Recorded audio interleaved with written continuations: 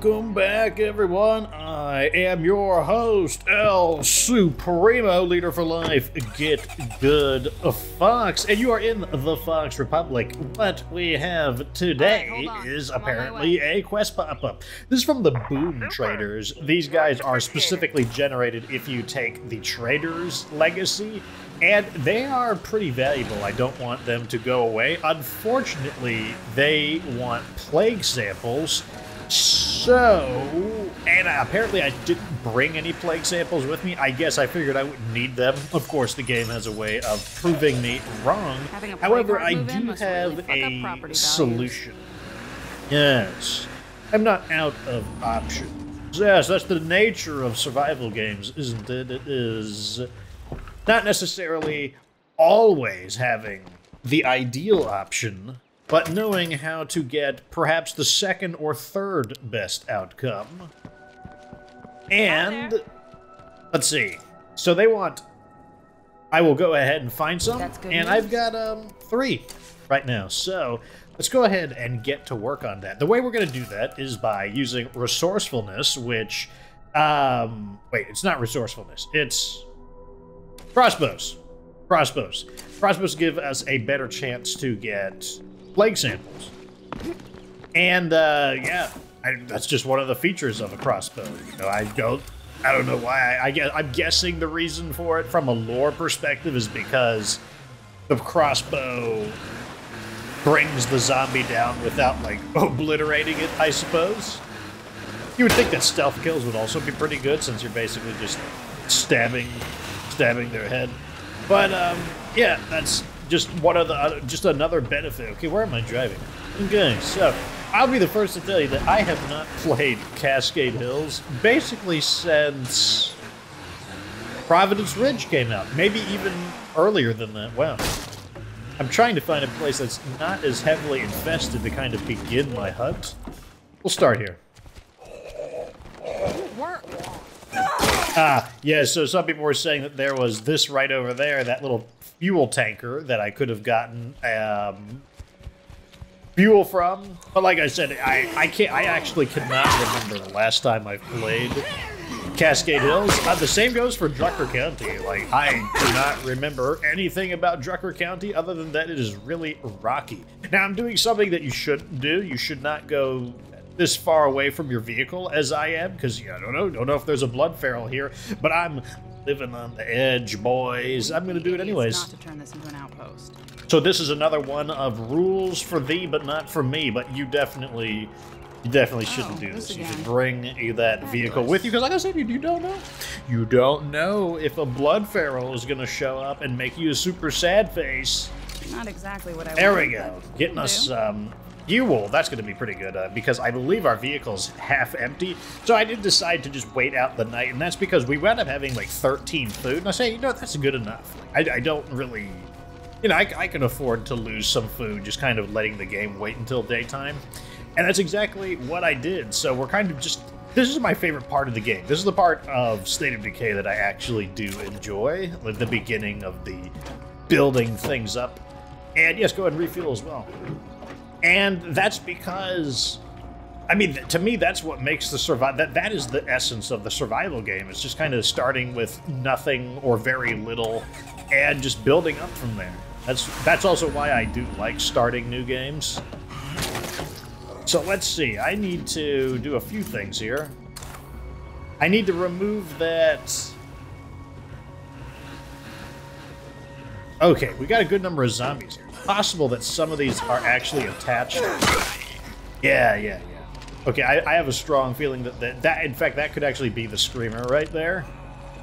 Take him out. Nope. Oh, come on. I thought that was a good shot. There we go. Yeah, okay, so we just got the screamer. Now, we should have something like an 80 to 90% chance of recovering these arrows on, especially on a successful hit.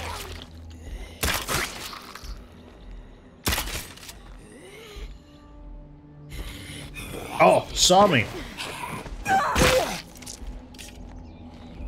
But yeah, look at that. Look at this. Look at all these arrows we're going to get back. This is part of the reason why, it's one of the many reasons why resourcefulness is so good. I basically lost, like, no arrows there. And there's got to be... Clear, so yep, there we go. Okay, so our goal is to get 2 plague samples by the end of this episode in order to keep the boon traders on our side. And that's because, if I remember... Ooh, look at this horde. This horde just appeared, like, out of nowhere. Holy crap. Don't need to fight him, though. There's not a single plague zombie to be found. What we want to do is check around the plague hearts. I don't have any intention to actually kill a plague heart, but I do know that it would not be unreasonable to expect a patrol of plague zombies to be hanging around there. And it looks like... not necessarily what I was looking for. I don't know if the... other Blood Plague freaks actually drop Blood Plague samples. Like, you could let me know down in the comment section if you have received a... How would I get this job again? Here we go. Got some in here.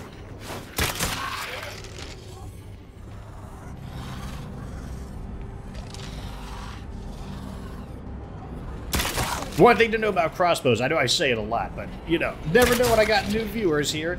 Although the crossbow is silent, the sound of the arrow hitting an object is not quiet. The zombies actually will react to that, which is why they're actually coming out. And I'm actually using that to my advantage, knowing that the zombies do react in that manner.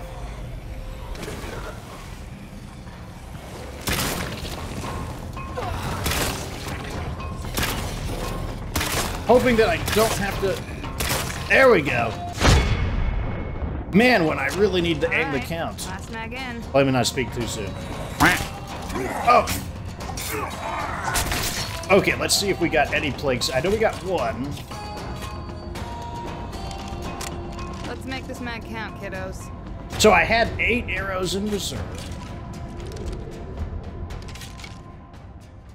And now I basically only lost 4 arrows out of that, assuming that there isn't an arrow somewhere that I lost track of. So be smart.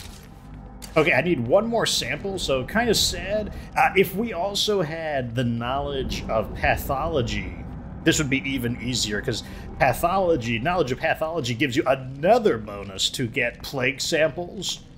And if you have a crossbow, then you can stack them up together. It actually makes you basically the sample hunter. It's a little bit excessive, though, because you often don't need that many.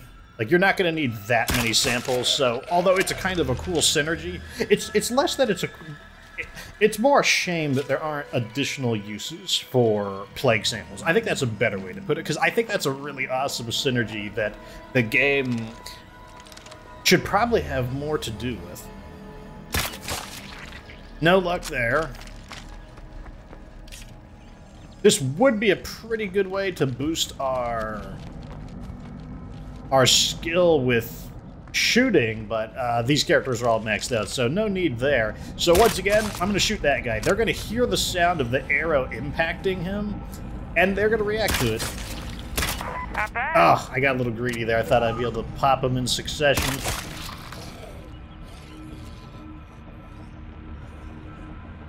There we go. Right, takes a moment for the whole aim to get warmed up. Already much better than episode 1. That's actually one of the downsides of using the pyro launcher. One other thing I've noticed, if I use the pyro launcher too much, then like my aim gets so much worse, just because the pyro launcher is such a fire and forget kind of weapon that really requires very little accuracy. Where's my car at? There we go. Alright, so now that we've got the plague samples, we can go give these back to the boon traders before they get upset with us. And look at this, I only lost 1 arrow from that point on, so overall I've lost 5 arrows. Like, that's what makes crossbows so good. If you have resourcefulness in order to recycle all those arrows, it's just like, in terms of efficiency, in terms of efficient ranged weapons, there's nothing is going to beat the Echo X3 with someone who has knowledge or the specialization and resourcefulness. It's just so efficient being able to reuse your arrows, and it also is kind of like having multiple stacks of ammo compacted into the same stack, so it's also saving your inventory, because instead of carrying like 60 bullets, you're only carrying like 30. There's the samples, and you're carrying... Don't stress it. The 30 gets stretched out so much. Take care, babe. Okay, let's see what they're selling. Let's get down to business. Yeah, okay. Okay, so maybe they actually go back to being more of a regular Enclave when they're done, but the Boone Enclave is supposed to sell pretty good stuff. Do I need fuel? I feel like I don't need fuel. Might as well loot this while we're here, though. So what we need now are... this episode is basically all about restocking. That's my objective right now. Oh, we can sell that water cooler. We do not need that because we have the amenities boon that's providing us permanent utilities, permanent water and electricity. Energy drink, those are useful. I'll hang on to that. I'm glad to see that people are still watching the channel. I'm always worried when I take a break that everyone is gonna like disappear, and then I'm like, no, I got to start over from nothing. And that's not an irrational fear. I have seen that happen to channels that just crumple up because, you know, they're not consistent enough with the content. But I'm always quite relieved to see that you guys are still here. It's like, it is a very it often, when I try to take time off, I often don't relax because I'm trying to have downtime, but I spend all my downtime worrying. That's honestly how sometimes it feels. It's really bad. So glad to see you guys are still here. Glad to see new faces. Glad to see that my edict of forcing everybody to follow my social media. I have seen some new people following me on Twitter and Facebook. That is where I post, like, that's where I have conversations and stuff like that. Like, I'll post my thoughts about State of Decay. That's where I do it. And that's where I answer questions. Like, if you have a real burning question you want me to answer, that's the best place to talk to me. And that's because on YouTube, although all the comments are there, they just get drowned out. Like, you become one comment in hundreds, and it's really hard it's just hard to notice it. That's probably where, like, the notice me senpai stuff partially comes from. So yeah, like, it's a really good way to talk to me. I'm not gonna find anything else here. All right, we can sell some of the stuff. There are things that I don't want for sure. Let's make a deal. And that includes mainly this. This is an example of we would much rather scrap it, because look, it's worth 45 salvage, but only 21 influence. This one, on the other hand, is only worth 30, so I'm probably going to scrap them both, because we're actually currently pretty rich in terms of influence. But we don't have any parts, so it seems like a bad idea to scrap. So let's go ahead and head back to base. I don't actually want to recruit them, because I don't want to jeopardize that in community. So instead, what we're going to do is the radio command, find other survivors. Seriously, anyone? I will talk to anyone. I don't care how much of a loser you are. Hey there. So I've been listening to, oh, here we go. We have a colony of survivors. Oh, so I think the name of our community, we're the Beacon of Hope. Yeah, of course. Like, I agree completely. El Supremo Fox is definitely a beacon of hope. It's a very apt, it's the perfect moniker. I completely agree with it. But yeah, so you guys, you told me how your lethal zone is going, and it seems like it's, you know, could be better. You know, that's the way I'll describe it. But, you know, like, that's why I'm here to, you know, help you guys out, give you some ideas. And I think the big tip right now, like, the reason why my lethal zone is going to be going well, and that is irrespective of, well, let's go ahead and I want to grab these guys so I can have someone follow me. Oh. I see how it is. Now, fortunately, these cars magically can flip themselves over. Wow. That was not always, I don't know if that was always, I'm pretty sure that wasn't always in the game. I think when your vehicle flipped, it just got stayed flipped. But then later on, they added in a patch that you could mysteriously flip it back over. I mean, that's realistic. That's how vehicles are. Are you serious? There we go. I think I freed myself. And we are just, we're cursed right now. Like, what is happening? Like, we're like out of, I got Curse of the Machine Spirit or something, like more 40k references, but God. Let me actually focus on driving for a moment. Gotta go fast here in order to clear it. There we go. Okay, did you guys move in next to a plague guard? Zombies. No, well, kind of, yeah, sort of. All right, let's go meet the new neighbors. Neighbors, especially in Lethal's, a big tip for you guys right there is allies. They make a difference. Allies are quite good. Okay, so now we've greeted these guys. Might as well loot their house because I don't know why they wouldn't loot their own house, but hey, I will loot their house and then sell their own stuff right back to them. It's not a big deal to me. It's a-okay. I'll even I'm going to lure zombies to their house, let them do the work. Oh, I'm gonna sneak by. Not gonna see me. I gotta sneak by. Okay, I gotta continue looting and not helping. That felt good. That's right. Do the work. I am El Supremo Fox. You have to. You serve my interests. Okay.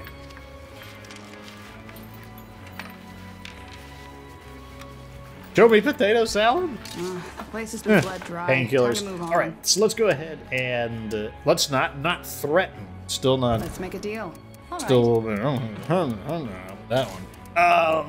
Oh, that'd actually be a pretty good item. Bolt crafting tool set. However, we already have one. This guy, they're selling pretty good stuff, actually. I'm going to buy all of this, and I'm probably going to... Let's see what your skills are as well. TV trivia. Always Maggie. glad to see you. No skill. Interesting. A potential recruit. People skills. Okie dokes. Looks like Ulysses.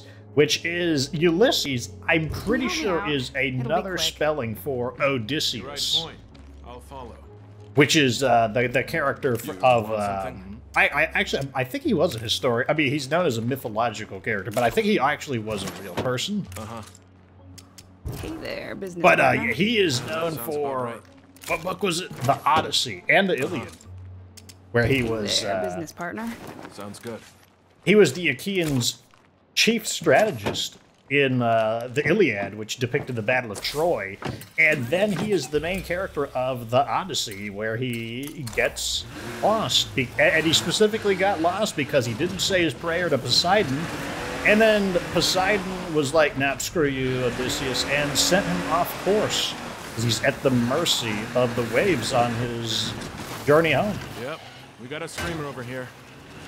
I think the Odyssey, I don't know why I'm talking about, like, actual things right now, but I believe one of the important elements in literature for the Odyssey is, I can't remember the type of story it's called, but a story that starts in the beginning, or no, it starts in the middle, then it has a flashback where he tells you how he got to that point, then continues on in the present time to the conclusion of the book. I believe the Odyssey was the first book of that kind. You know, the more you know, something like that. I don't know why I'm telling you guys this. Because I feel like this is my show, and I'm going to talk about all the random BS that I feel like. Let's throw all this stuff in here. Out of storage on ammo, really?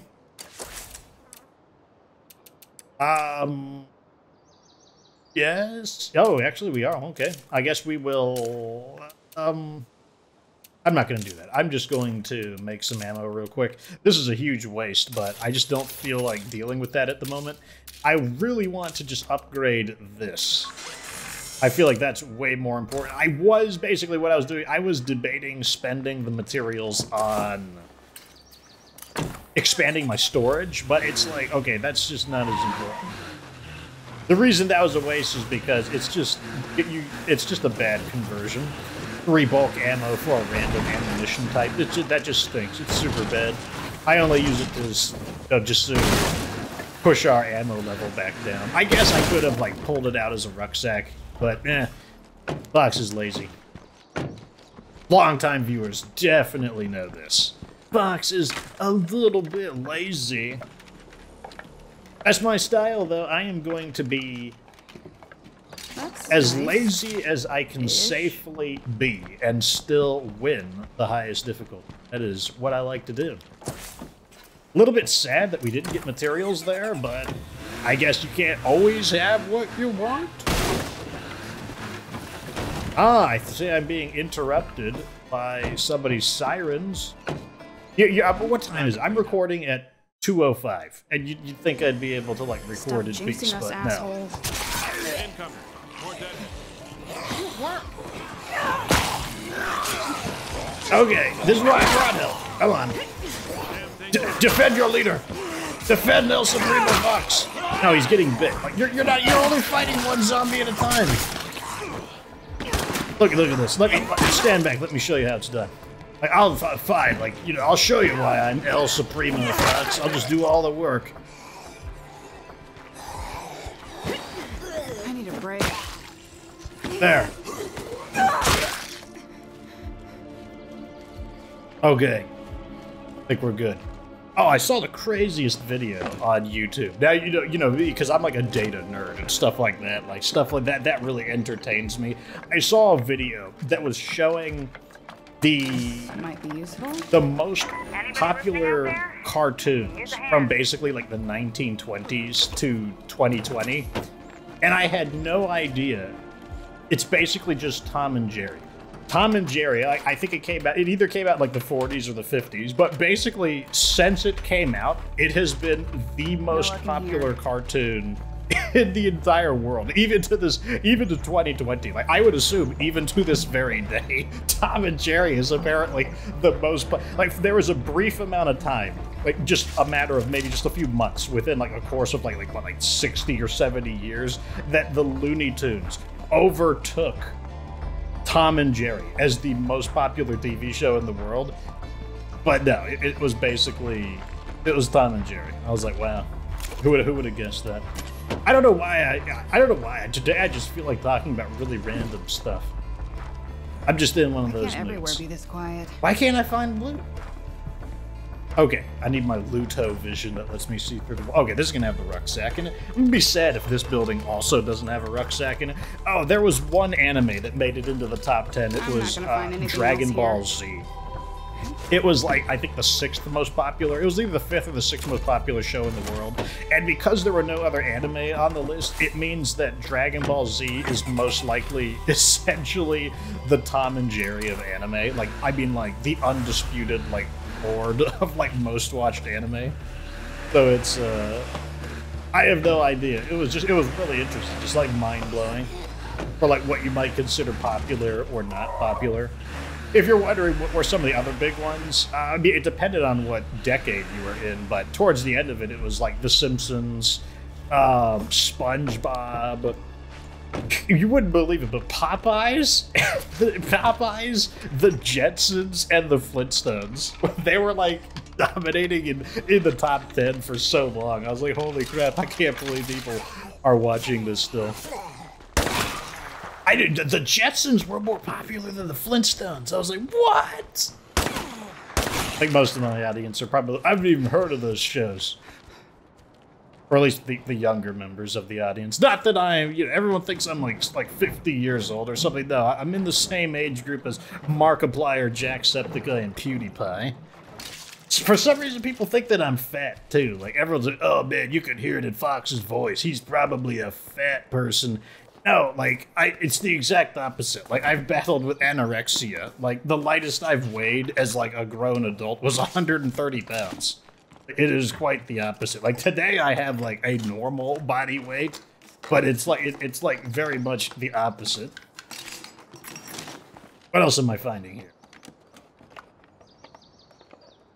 Give me like, what was it? I forget what I was just, oh yeah, we're trying to resupply. That's my here. I'm trying to like just fill up all of the numbers. In the beginning, you know, like as much as I complain about looting, the beginning I don't mind filling up all the numbers in the beginning of the game because, you know, filling up the numbers is actually relevant. It becomes less relevant once you've already filled out all the numbers and you're just kind of like, I guess, like future-proofing your supplies, that's when it becomes, to me, a lot less interesting. But I like it. I think it's perfectly fine in the beginning of the game. I enjoy it quite a bit, actually. That's actually part of the reason I like Lethal Zone, is it kind of extends the beginning. It extends the beginning of the game without you having to kind of make, like, self-imposed rules, because I just don't really like self-imposed rules. And that's just because, like, my mentality, my psychology is always about, like, not holding back. Like, I don't like the idea of, oh, play the game without booms, play the game without the pyro launcher, because, like, I'm the kind of guy who I don't want to have to hold back. To make my game fun, I don't want to have to hold back. Like, I want the game to rise up to me so that I can utilize the most powerful things, the most OP tactics, the most, like, I want to be able to just, like, go head to head, you know, full power. I want to be like Goku versus Cell, Goku versus Frieza. You know, I don't want to hold back. That's not what I want. I want the game to provide me the appropriate challenge where I can, like, unleash, like, the greatest strategies, the most powerful weapons, and it not be overpowered. Like, it'd be like it's perfectly balanced in that case. Okay, let's check the other side before we bash in. And that's because that location might not even have anything, but unlikely. That's like that little location there is actually the storage room. Do any of these... Let's check all the trunks here. Never know. Yep, here we go. I typically don't find anything super good in these trunks, but I mean, why leave them here? I mean, also we need parts, and that's a common thing to find. See, parts. And we are currently a little bit low on parts. Not super low, but oh man, we could get electronic scraps here. Anytime you see like these little kind of like power transformers, these kind of like boxes like this, you always want to loot those for those electronic scraps. Not only do you need them to upgrade certain buildings, but they are one of the key ingredients in C4. So definitely worth giving them a look-see. Let's throw this. Oh, I can't throw these in the back. Interesting. I guess we'll just break into the storage room then. Okay, so some people always comment, like, you know, why do I do the multiple shoulder bash instead of crashing through the door? And that's because when noises are being made in quick succession, it's less relevant that you're making several noises, and it's more relevant that you made one louder noise. And that's the issue there. Like, making a ton of medium noises over the course of time, yeah, sure, that's going to lure zombies to you. But in a very short time, like the difference between smashing, crashing through the door, and bashing it, just, you know, it's going to take seconds to bash it a few times. It will make several smaller noises. And basically, if you think about it in terms of, like, hearing, but what's more important? Zombies hearing several smaller noises that might be too far away for them to notice, or one very loud noise that they will notice. And that's the reason there why I don't crash through the doors. At least, I won't crash through the doors unless time is of the essence. The time wasn't of the essence, so it's all good. I might snipe this guy. Oh, or I'll just miss. No, don't do it. You idiot. So people wonder why I don't always take people out on these missions. It's because the AI... The AI is as good as it is bad, and by that I mean sometimes the AI is amazing, sometimes the AI is just horrendous. Fortunately, although the AI was horrendous there, yeah, it didn't really... It wasn't a relevant consequence. Let's throw all this in. Like so. Do we need to refuel yet? Nope, we can still go. Alright, so we should have enough. Oh, we're still building that. Wow. Oh, it's probably because our morale is so low, to be honest. Can we set up a garden? No, we still need more building materials. Let's see. Do any of these have... Oh, looks like we missed an area of building materials. Although it is possible just to find the materials you want by knowing what the icons are. Like in that earlier case, I just know what the construction buildings look like. It is worth pointing out, just like manually looking on the map at certain things. I think that was a pharaoh. Did he hear us, though? I'm stopping to see if he heard us. He heard a sound, which is why he's walking out there. He's basically in investigation mode. That means he doesn't know where we are. Are you joking? Alright, since it's just the feral, we should be able to take him. Especially 2-on-1. My powerhouse? Nope, I'm backpacking. Or he didn't hear us. That's also a possibility.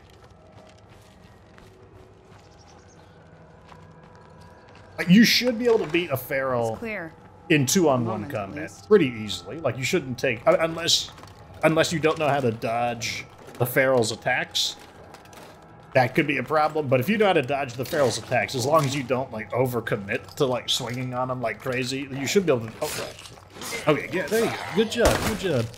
Okay, I guess sneak that little bullet in there.